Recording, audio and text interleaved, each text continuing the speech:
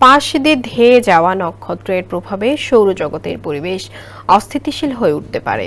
আর যদি এমন হয় তাহলে সৌরজগৎ থেকে চিরতরে সরে যেতে পারে পৃথিবী। এমনই শঙ্কার কথা জানিয়েছে গবেষকরা। তাদের মতে সৌরজগতের পাশ দিয়ে ধেয়ে যাওয়া নক্ষত্রের আকর্ষণে পৃথিবী কক্ষচ্যুত হয়ে নিকটবর্তী কোনো গ্রহের সঙ্গে সংঘর্ষে লিপ্ত হতে পারে কিংবা সূর্যের ভেতর ধসে পড়তে পারে।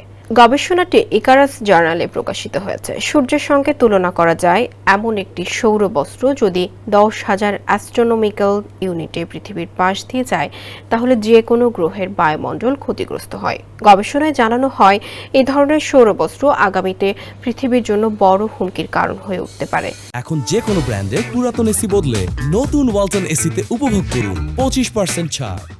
গবেষণার সিমুলেশনে দেখা গেছে সৌরজগতের ফিল্ড স্টারের প্রভাবে পৃথিবী ও প্লুটোর গ্রহের কক্ষপথ সম্প্রতি কিছুটা অস্থিতিশীল হয়ে উঠেছে।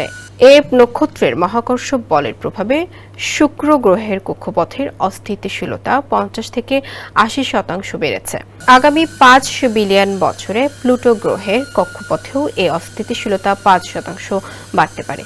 গবেষকরা আরও জানান এই ধরনের অস্থিতিশীলতা বাড়তে থাকলে পৃথিবীর সঙ্গে মঙ্গল গ্রহের সংঘর্ষ বাড়তে পারে।